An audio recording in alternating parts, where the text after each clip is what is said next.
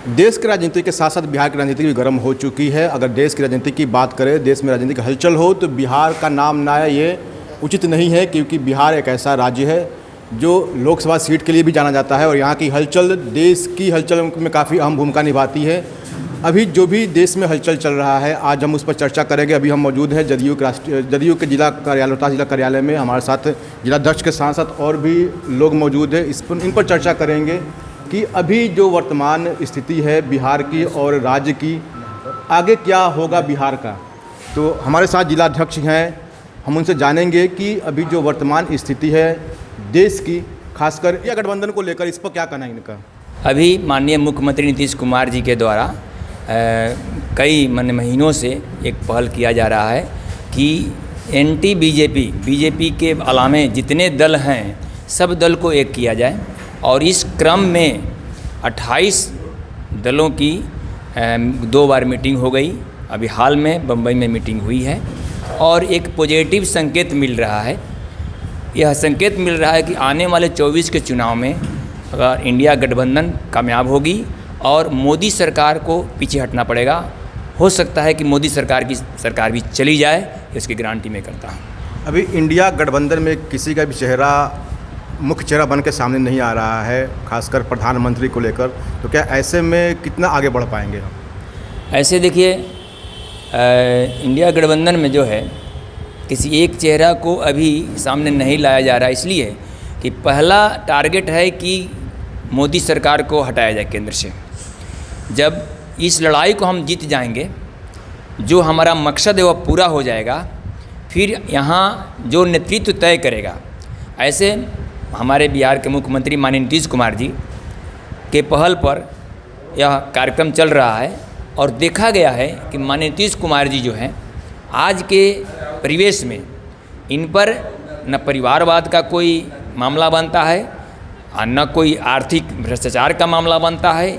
एकदम शुद्ध 100 में 100% हमारे मुख्यमंत्री अभी अपने कर्तव्यनिष्ठ, अपने जो मुख्यमंत्री का पद है उस पर इन्होंने खरे उतरे हैं। किसी तरह की कोई शिकायत नहीं कर सकते और भविष्य के पीएम हो सकते हैं, यह हम लोग का मानना है। वर्तमान में सीएम नीतीश कुमार का प्रधानमंत्री का चेहरा देखा जा रहा है। एकदम पूरा बिहार ही नहीं, पूरा देश इस रूप में देख रहा है। सबकी मने चाहत है कि एक ऐसे व्यक्ति जो कि आज बिहार को, जो बिहार की कैसी स्थिति थी उस बिहार को आज इस पटल पर, देश के पटल पर ला दिए। आज बिहार का स्थान देश में है, वह व्यक्ति ही देश को सुधार सकता है। भाजपा का नाम है कि बिहार में नीतीश कुमार अपने पैरों पर खड़े नहीं है, सहारा लेना पड़ता है, बैसाखी का सहारा लेना पड़ता है सीएम बनने के लिए। तो फिर पीएम कैसे बन पाएंगे? जब हम साथ थे तो उसने ही हमारा एक पैर काटा है। वह इस बात को कहने के लिए सही नहीं है, अगर वह कह रहा है तो वह गलत कह रहा है। यानी कि आगामी लोकसभा चुनाव में इंडिया गठबंधन आ रही है देश में। एकदम हम लोगों की पूरी विश्वास है कि इंडिया गठबंधन की जीत होगी। जब इसलिए आधार पर कहना जा सकता है कि जब ये लोग बिखरे हुए थे अलग अलग जगहों पर, जब एंटी बीजेपी वोट डिवाइड हो रहा था, और जिस दिन वो वोट संगठित हो जाएगा, निश्चित है कि बीजेपी की हार होगी। अगर हम बिहार की बात करें, बिहार की राजनीति की बात करें, तो काफ़ी चर्चाएं रही है, खासकर अभी जो वर्तमान में जो शिक्षा के लेकर जो चर्चाएं चल रही हैं, जिस पर बीजेपी हावी भी हो चुका है कि जो मैं शिक्षा विभाग के जो मुख्य अपर सचिव है, कई कानून बनाए शिक्षकों के लिए और फिर वापस ले लिए। तो बीजेपी का नाम है कि नीतीश सरकार बैकफुट पर आ गई है, इस पर क्या कहना चाहेंगे? देखिए, बीजेपी पहले तो नहीं चाहती है कि सबको शिक्षा मिले। स्कूल में तो आप जानते हैं कि गरीब के बच्चे पढ़ते हैं, जो आर्थिक रूप से कमज़ोर होते हैं उनके बच्चे पढ़ते हैं, लेकिन बीजेपी नहीं चाहती है कि उन स्कूल में जिसमें गरीब के बच्चे पढ़ते हों उसमें पढ़ाई हो, नहीं चाहते हैं। लेकिन आज के परिवेश में जो के पाठक निर्णय ले रहे हैं, या मुख्यमंत्री नीतीश कुमार जो निर्णय ले रहे हैं, या जो स्कूल का विकास हो रहा है, वह आज सराहनीय है। स्कूल में जो पढ़ाइयाँ हो रही है वो भी पहले की तुलना में आज बहुत अच्छा हो रहा है, और वही सरकारी स्कूल के बच्चे अच्छा भी कर रहे हैं। अभी नीतीश कुमार जी के द्वारा एक प्रोत्साहन पुरस्कार बच्चों को देने की बात आई है कि जो बच्चा जो है मैट्रिक क्लास में फर्स्ट डिवीज़न लाते हैं उनको 10,000 रुपये दिया जा रहा है, इंटर में दिया जा रहा है, ग्रेजुएशन में 50,000 रुपये दिया जा रहा है। इसके अलावा जो उनका पोशाक योजना है, साइकिल योजना है, जो बच्चों को स्कूल आने के प्रति आकर्षित करता है, चाहे साइकिल लेकर बच्चियाँ आए या पोशाक लेकर आए। आज देखिए कि बच्चों से जितने बच्चे पढ़ते हैं उससे कहीं ज़्यादा बच्चियाँ पढ़ रही है। प्राइवेट स्कूल में पढ़ाने वाले जो टीचर होते हैं उनको 4,000-5,000 का महीना मिलता है। 4,000-5,000 के महीना पर वो क्या पढ़ाएंगे?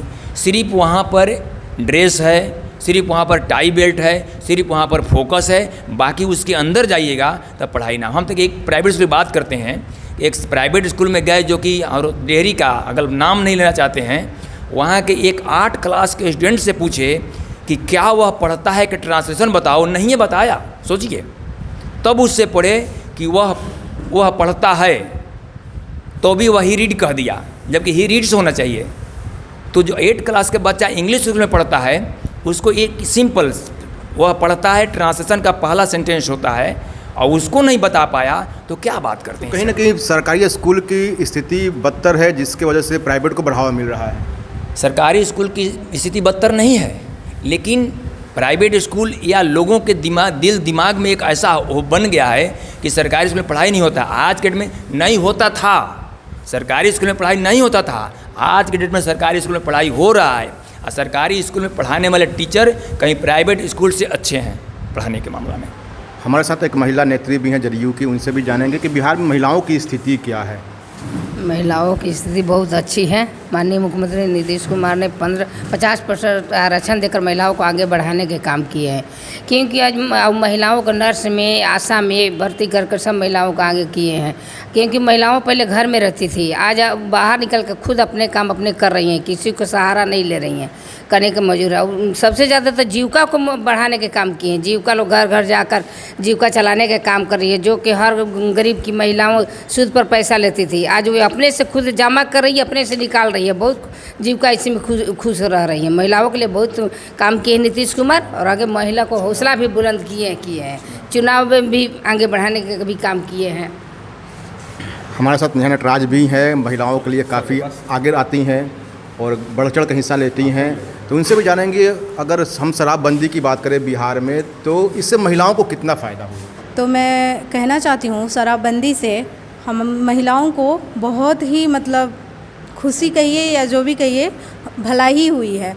और हमारे माननीय मुख्यमंत्री जी जो ये शराबबंदी का जो लिए फैसला, ये बहुत ही अच्छा फैसला था। और देखिए धरातल पर ये दिखता भी है, जो पहले की स्थिति थी 2016 टाइम ही देखिए, हम लोग जब चुनाव में जाते थे वोट मांगने, तो हम लोग को दिखता था 5 बजे 4 बजे ऐसे लोग शराब के नशे में बात करते थे। लेकिन अब देखिए, अब की स्थिति देखिए, जो भी पीते हैं, ऐसा नहीं है कि नहीं पीते हैं, लेकिन छिप छिपा कर पीते हैं। और जो दिखता है तो उसको सज़ा भी मिलता है, कानून कार्रवाई भी करती है। देखिए, अगर हम बात करें कि बिहार में जो शराब का एक पैमाना था, अगर शराब को लेकर सरकार को 5 करोड़ का फ़ायदा होता था, रेवेन्यू आता था, आज वो शराब की बिक्री 10 करोड़ हो गई है, लेकिन वो सरकार के खाते में नहीं जा रही। तो कहीं ना कहीं सरकार को इससे लॉस हो रहा है कहीं ना कहीं। बिल्कुल सरकार को लॉस हो रहा है। ये हमारी देखिए, पहले हम लोग का ये मतलब कहनाम था कि हमारे मुख्यमंत्री जी शराबबंदी कर दें, तो देखिए उन्होंने तो ये कर दिया, शराबबंदी किए और खुद भी लॉस में है। ऐसा नहीं, सभी लोग जानते हैं कि हमारे मुख्यमंत्री जी शराब के जो भी टैक्स जाता था तो अब तो नहीं जाता है, लॉस में है। और जो शराबबंदी, यहाँ जो शराब बिक रहा है तो वो चोरी छिपे बिक रहा है। यानी कि मानती है कि शराब बिक रहा है यहाँ पर? बिल्कुल, हम लोग सुनते हैं बिकता है, लेकिन हाँ चोरी छुप के बिकता है, दिखता तो नहीं है। जिलाध्यक्ष साहब से हम पूछना चाहेंगे कि शराब को लेकर जो सरकार ने कानून बनाया, कितना वो कारगर है? देखिए, माननीय मुख्यमंत्री जी ने जो शराब बंद करने का जो निर्णय लिया है, मेरे ख्याल से 100 में 100% सही है। इसलिए कि शराब एक ऐसी चीज़ है, एक ऐसी नशा है जो गरीब को गरीब बनाकर रखने के लिए मजबूर करता है। और शराब पीने से गरीब को जो क्षति है, पैसे वाला अगर पीते हैं तो उसके पास पैसा है, लेकिन गरीब जो 400 रुपया कमा के घर आता है, वह 100 रुपये का शराब पीता है। 100 रुपये का अगर कोई सर सामान लाता है खाने पीने का, दूसरे दिन ही उसका पैसा खत्म। अगर उसको मजदूरी नहीं मिले अगले दिन, तीसरे दिन, तो फिर उसके घर में सब कोई चीज़, ना खाने की वस्तु रहेगी, ना पीने के शराब रहेंगे। उसके बच्चे पढ़ेंगे नहीं, न वह कापी किताब खरीद सकता है, न बच्चों को ड्रेस खरीद सकता है, न बच्चों को स्कूल भेज सकता है। शराब पीकर माने जो बर्बाद हो जाता है, उसे शराब बंद करने से आज जो है बहुत बड़ा प्रभाव पड़ा है। शराब बंद करने से गरीब को एक राहत मिली हुई है, साथ में शांति व्यवस्था हुई है, आज महिलाएं सुरक्षित है, समाज सुरक्षित है। और गलत तरीके से जो अवैध धंधा कर रहे हैं शराब का, उस पर कार्रवाई की जा रही है, कार्रवाई की जा रही है। या दूसरे स्टेट से ला रहे हैं लोग, तस्करी कर रहे हैं, उस पर भी कार्रवाई हो रही है, पकड़े जा रहे हैं। पीने वालों को भी आर्थिक दंड देकर उनको रोका जा रहा है। और मेरे ख्याल से इस पर एक अभियान चलनी चाहिए कि ताकि वह वैचारिक बदलाव हो, विचार में परिवर्तन किया जाए। जब वैचारिक बदलाव नहीं करेंगे, वह व्यक्ति समझ नहीं पाएगा कि शराब जो है फ़ायदे वाली चीज़ है कि घाटे वाला चीज़ है। जब वो समझ जाएगा कि नहीं, शराब पीने से हमारा सब नुकसान है, शरीर का नुकसान है, पैसा का नुकसान है, इज्जत प्रतिष्ठा का नुकसान है, घर की बर्बादी है, जिस दिन वो समझ जाएगा, मेरा मानना है कि निश्चित तौर पर वह व्यक्ति शराब छोड़ देगा, वह परिवारों से मुक्ति पालेगा। और ये अच्छा कदम है। अल्पसंख्यक प्रकोष्ठ के जिलाध्यक्ष भी हैं हमारे साथ मौजूद हैं, उनसे जानना चाहेंगे कि आखिर क्या कारण है कि नीतीश कुमार अल्पसंख्यकों के लिए नेता माने जाते हैं। देखिए, बिहार ही नहीं, पूरे हिंदुस्तान में कोई ऐसा नेता नहीं है जिसने अल्पसंख्यकों के लिए इतना काम किया। मामला माननीय मुख्यमंत्री का है, तो ऐसा नहीं है कि वो सिर्फ अल्पसंख्यकों के लिए करते हैं। उनके मन में ना अगड़ा है ना पिछड़ा है, उनके मन में बिहार है, ये देश है, उसकी तरक्की है, और उसी के लिए वो काम करते हैं। एक बिहार में माननीय मुख्यमंत्री नीतीश कुमार पूरी हिंदुस्तान में ऐसे नेता हैं जिन्होंने कभी कोई अगड़ा, कोई पिछड़ा, कोई ऊंच, कोई नीच की बात नहीं की। उन्होंने अभी जो जनगणना कराई, उनका उद्देश्य यही है कि जिसकी जितनी आबादी उतनी उसकी भागीदारी, चाहे वो सत्ता में हो, चाहे और भी दूसरी योजनाएं चलती हैं उसमें हो। इसीलिए हमारा मानना है कि माननीय मुख्यमंत्री से बेहतर अभी कोई चेहरा नहीं जो पीएम बन सके। माननीय नरेंद्र मोदी जी सत्ता संभालने के बाद उन्होंने जो निर्णय लिए नोटबंदी का और जीएसटी का, उससे देश बुरी तरह लड़खड़ा गया। हम सब देख चुके हैं कि सारे छोटे कारोबारी बर्बाद हो गए, खाने को मोहताज हो गए, करोड़ों लोग का बिजनेस ख़त्म हो गया।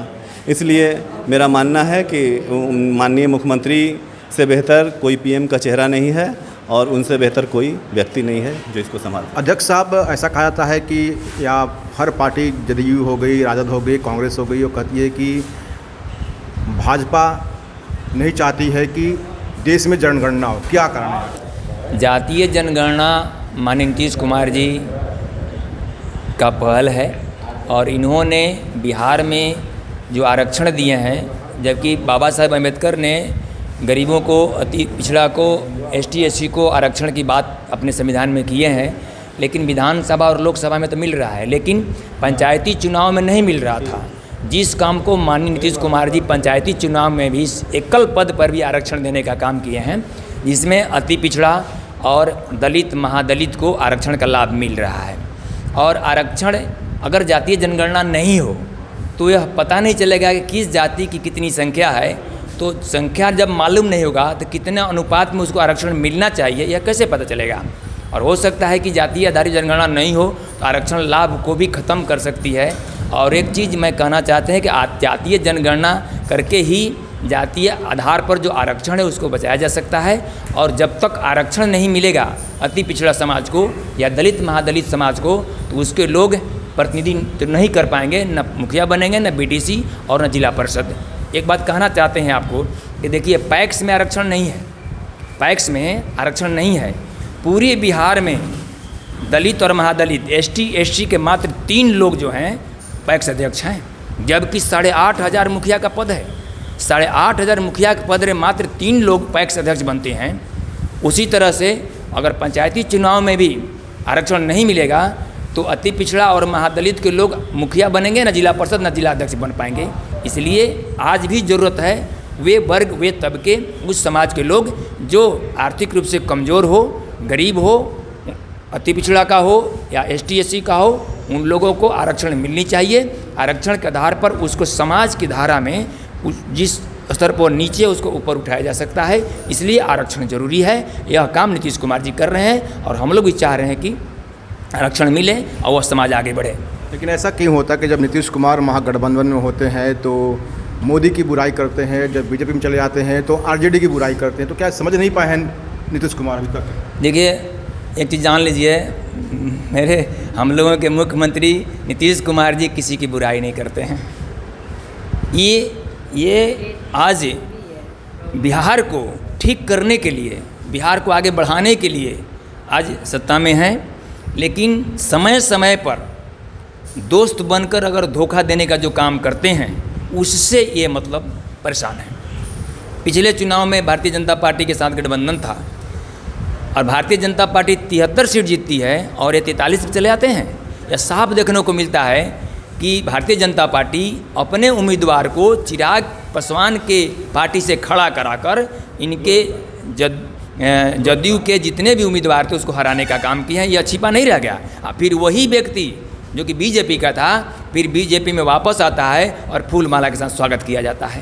तो यह तो चरित्र उसका साफ हो गया है कि दोस्ती भी और विश्वघात भी। इसलिए नीतीश कुमार जी ने यहाँ से अपनी दूरी बनाए और आज जहाँ हैं वहाँ जाकर बिहार को आगे बढ़ा रहे हैं। अभी बिहार को आगे बढ़ाना है, बिहार को पूरे देश में सबसे ऊपर ला देना है। आज देखिए पटना किसी भी चाहे आपको कोई भी राज्य की राजधानी हो उससे कहीं पटना कम नहीं है, किसी भी मामला में कम नहीं है। अभी बिहार को उनको आगे बढ़ाना है और यहाँ एक बड़ा परिवर्तन करके आज तब हम आगे देश की ओर जाएंगे। और मुख्यमंत्री जी को चाहते हैं कि ये देश की गद्दी संभालें और देश को आगे बढ़ावें। बिहार तो बहुत आगे तक बढ़ गया। कहा जाता है कि भाजपा हिंदू मुस्लिम विरोधी है, दोनों को लड़ाने का काम करती है, लेकिन कभी कभी ऐसा भी देखने में आता है, अभी 2 दिन पहले ही देखने में आया था, मुद्दा सुनने में आया था कि कुछ अभी सरकार ने चहलुम को लेकर एक छुट्टी घोषित किया था, लेकिन वही कृष्ण जन्माष्टमी को लेकर छुट्टी नहीं घोषित किया था। लोगों में एक अलग की मानसिकता बन रही थी, इस पर क्या कहना चाहेंगे? ये कैसी मानसिकता है? देखिए, बीजेपी के बारे में अगर देखा जाए, जाना जाए, बीजेपी हिंदुवादी विचारधारा की बातें करती है, लेकिन मेरा कहना है कि बीजेपी न हिंदू समर्थक है न मुस्लिम विरोधी है। बात समझ रहे मेरा? न हिंदू समर्थक है न मुस्लिम विरोधी है। यह सिर्फ पूंजीपतियों के पक्षधर है, अडानी और अंबानी के पक्षधर है, लेकिन यह हिंदू मुस्लिम की बात करके यह नाटक करती है। जब इसकी सरकार आती है तो वहाँ दंगा फसाद नहीं होता है। इसके विधायक जब बन जाते हैं तो दंगा फसाद नहीं होता है। तो सिर्फ अगर दंगा फसाद की बातें और काम करती है तो सिर्फ अपने विधायक और एमपी को जिताने के लिए करती है, और ऐसा नहीं। अगर हिंदूवाद की बात करती, हिंदू के विकास की बात करती, तब यह जो दलित और अति पिछड़ा है वो हिंदू नहीं है। अति पिछड़ा के समाज और महादलित के समाज, ST SC के लोग, ये हिंदू नहीं है। अगर वो हिंदू हैं तो आरक्षण की बात क्यों नहीं करती है, उसको फ़ायदा देने की बात क्यों नहीं करती है? इसलिए यह हिंदू के समर्थक भी नहीं है। यह एक्चुअली में समर्थक है तो अमीरों के समर्थक है। अडानी और अंबानी के, पूंजीपतियों के 107 घराना जो है, जो पूरे देश के पैसा को रखे हुए है, उसके समर्थक है। इसलिए बीजेपी के चेहरा को पहचानना होगा। और बीजेपी में मेरा दावा है कि इसमें जो बैकवर्ड, अति पिछड़ा और दलित के लीडर हैं, उसको जानते हाल क्या करेगा? या पान के तरह खाकर, जैसे पान का रस चूसने के बाद थूक दिया जाता है, वैसे लीडरों को वह थूक देती है, उसके आधार को अपने साथ जोड़ लेती है और उसको थूक देती है। कहाँ चले जाएंगे उसका आधा पता नहीं रहता है। इसलिए उसमें जो ऐसे जाति के लीडर हैं, अति पिछड़ा दलित के जो लीडर हैं, वो सावधान हो जाएं। उत्तर प्रदेश में देखा गया, आज बिहार में जो पगड़ी बांध के चल रहे हैं, इनको भी बीजेपी कहाँ फेंकेगी? सत्ता में सिर्फ आने दीजिए, वो देखने को मिलेगा। आज उनको अच्छा लग रहा है, लेकिन कल वही गाली देंगे। इसलिए सावधान होने की जरूरत है। बीजेपी गरीबों की पार्टी नहीं जो है। पगड़ी बांध के घूम रहे थे, आपका कहा नाम सम्राट चौधरी की तरफ इशारा है? ऐसा आप समझ लिए? मैं तो पगड़ी बांध के कह रहा, आप जो कुछ समझ लें। मेरा कहना यही है। उत्तर प्रदेश का हम रिजल्ट देखें हैं। मैं भी कुशवाहा जाति से, अजय कुशवाहा, मैं भी कुशवाहा जाति का हूँ, लेकिन मैं बीजेपी के चेहरा को जानता हूँ। मैं अपने लिए, सिर्फ अपने लिए, मैं पूरे अपने समाज के, दलित समाज को, कमज़ोर समाज को मैं कत्ल नहीं करना चाहता हूँ। अभी शिक्षा विभाग के जो अपर मुख्य सचिव हैं, कई फरमान जारी किए थे जिसको लेकर शिक्षकों में काफ़ी नाराज़गी देखी जा रही थी। उसके बाद पुनः उस फरमान को रद्द कर दिया गया। इसको लेकर भाजपा कहती है कि जदयू या बिहार की सरकार बैकफुट पर आ चुकी है। इस पर क्या कहना चाहिए? देखिए, बीजेपी अगर नीतीश कुमार जी कितना भी अच्छा काम कर दें, अगर बिहार में स्वर्ग ला दें, तो वो बीजेपी नरके कहेगी। तो हर पार्टी का होता है। यूपी में अगर योगी अगर अच्छा काम कर रहे हैं तो दूसरों को खराब दिखता है। दिखता वाला बात नहीं, बीजेपी के चेहरा को समझिए। हम लोग जो हैं, हम लोकतंत्र को मानने वाले हैं, बाबा साहेब अम्बेडकर के सिद्धांत को मानने वाले हैं, हम समाजवादी विचारधारा को मानने वाले हैं, और वो जो है बीजेपी जो है दक्षिणपंथी पूंजीवादी विचारधारा को मानने वाला है। इसलिए दोनों के फर्क को समझिए। वह कभी भी अवसर का लाभ लेकर ऐसे लोगों को साथ लेकर आगे बढ़ने का काम किया है, और बाद में ऐसे लोगों को धोखा देने का काम किया है, कमज़ोर करने का काम किया है। तो फिर आखिर सरकार ने निर्णय वापस क्यों नहीं लिया? जब शिक्षा विभाग के सचिव ने एक नियम बनाया, उसके बाद मुख्यमंत्री भी उसके समर्थन में थे कि काफ़ी अच्छा काम कर रहे हैं, फिर उस मुद्दे को वापस ले लिया, क्या कारण है? माननीय मुख्यमंत्री जैसे देखिए, कुछ भनक लगा है, के भनक लगा है, इसी क्या भनक लगा है कि चलते लोग कुछ उनके भनक लगा। शिक्षक उनसे अगेंस्ट हो रहे हैं? नहीं, शिक्षक नहीं, अंदरूनी कुछ उनको मालूम चला है कि अंदरूनी हमारे पीछे कुछ हो रहा है, इसलिए वो वापस लेने का काम उनको बोले हैं। उनको कहीं ना कहीं डर हो गया कि शिक्षक नहीं, लोग डर नाराज नहीं। हो जाएंगे, काफ़ी 4-5 लाख जो शिक्षक हैं नाराज हो जाएंगे। इससे नाराजगी थी, लेकिन डर के मारे कोई बोल नहीं रहा। नहीं, डर से नहीं। श्रीमान जी देखिए, के पाठक ने जो निर्णय लिए, स्कूल में कड़ाई और पढ़ाई दोनों जरूरी है। पढ़ाई भी होना चाहिए और कड़ाई। जब तक कड़ाई नहीं होगा पढ़ाई नहीं होगा। हम लोग भी पढ़े हैं, हम लोग पढ़े तो छड़ी के डर से। आज तो बच्चों को नहीं पीटा जा रहा है, लेकिन हम लोग समय छड़ी हाथ लाल हो जाता था, पढ़े थे तो। लेकिन मेरा ऐसा ना कि उस समय छड़ी खाते थे तो आज हमारा हाथ टूट गया, ऐसा तो बात नहीं है। कलम चला रहे हैं। इसलिए जो सरकार शिक्षकों को काम करने कहाँ दे रही है? बोड़ा बेचवा रही है, अंडे मंगवा रही है, चुनाव में लगवा रही है, उनको पढ़ाने का मौका दे कहाँ रही है सरकार? कई जी मर्दे की एक चीज़ सुनिए, आदमी अगर चाहे पढ़ाना चाहे तो स्कूल में पढ़ाते हैं 4 घंटा, 4 से 5 घंटा स्कूल में पढ़ाते हैं। बाकी समय ऐसा बात नहीं है। काम करने की क्षमता कम से कम 12 घंटा की होती है आदमी की। आज जो दूसरे स्टेट में जा रहे हैं हम काम करने के लिए, जहां हम टोकरी ढोते हैं या फैक्ट्री में काम करते हैं, वहां बैठकर टोकरी ढोकर 12-12 घंटा काम करते हैं। आदमी के काम करने की क्षमता है, बिहारी में काम करने की क्षमता है, लेकिन चाहे और इच्छा हो तब 4 घंटा ड्यूटी कर ले स्कूल में, और उससे हम जाकर थक जाएं तो यह एक मतलब 25 वर्ष से 40 वर्ष के जो ताकत है, उस ऊर्जा का सही उपयोग नहीं हुआ। उपयोग कैसे आएगा? 4 दिन चुनाव के मैदान से खट कर आए, अगले दिन स्कूल में चले गए, तो ऊर्जा कहाँ से आएगा?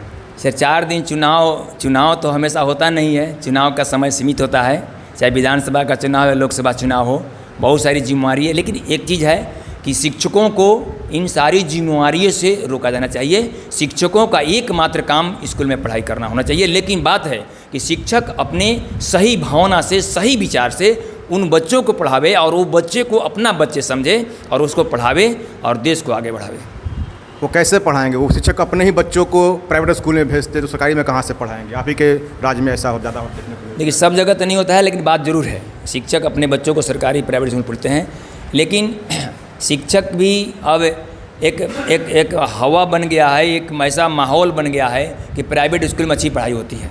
जबकि प्राइवेट स्कूल में हमने कहा कि प्राइवेट स्कूल में अच्छी पढ़ाई नहीं होती है। हम प्राइवेट स्कूल के बच्चों को देखा है, प्राइवेट स्कूल के बच्चों से मैंने सवाल किए हैं। जैसे हमने कहा ना कि एक बच्चे डेयरी में एक बहुत बड़ा स्कूल है जिसका 2000 रुपया फीस है, 2000 मंथली फीस है, ट्रांसपोर्टिंग अलग है। उस स्कूल में पढ़ने पर 4000 लगता है महीना। और उसके 8वां क्लास के बच्चे को हमने पूछा कि ट्रांसलेशन जानते हो? पहला ट्रांसलेशन होता है, वह पढ़ता है, प्रेजेंट इंडिफिनिट का पहला होता है। लेकिन उसके प्रश्नवाचक में मैंने पूछा कि बताओ कि क्या वह पढ़ता है? नहीं बताया क्या वह पढ़ता है। फिर कहे कि वह पढ़ता है, क्या बोलो? तो ही रीड कहता है, जबकि ही रीड्स होना चाहिए। नहीं बताया। 8 क्लास का बच्चा इंग्लिश स्कूल में पढ़कर एक शुद्ध सेंटेंस, पहला सेंटेंस का ट्रांसलेशन नहीं बनाया, क्या पढ़ेगा? अच्छा, आखिरी सवाल आपसे ये करना चाहेंगे कि केंद्र सरकार 1 नेशन 1 इलेक्शन को लेकर नया कानून के लिए सोच रही है, या फिर इम्प्लीमेंट भी हो जाए, इस पर कई दल समर्थन नहीं दे रहे, क्या कहना चाहेंगे इस पर? देखिए, मैं भी इस पर अभी डाउटफुल डिबेट में हूँ। 1 नेशन और 1 वोट एक बार पूरे, चाहे देश स्तर का चुनाव हो, लोकसभा का चुनाव हो या विधानसभा का चुनाव हो, एक बार में ही दोनों खत्म किया जाए। जब सरकार जो है सिर्फ लोकसभा के चुनाव एक बार कराने में सक्षम नहीं होती है, उसके कई चरण में करना पड़ता है, तो बिहार एक स्टेट के पूरे स्टेट जो है, पूरे स्टेट को कैसे एक बार में करा लेगी? अलग अलग चुनाव करना, चुनाव को बीजेपी चुनाव को खर्चीला बनाकर साबित करना चाहती है कि लोकतंत्र गलत है। समझ गए बात? समझिए कहाँ बीजेपी का है। बीजेपी कहाँ चोट दे रही है।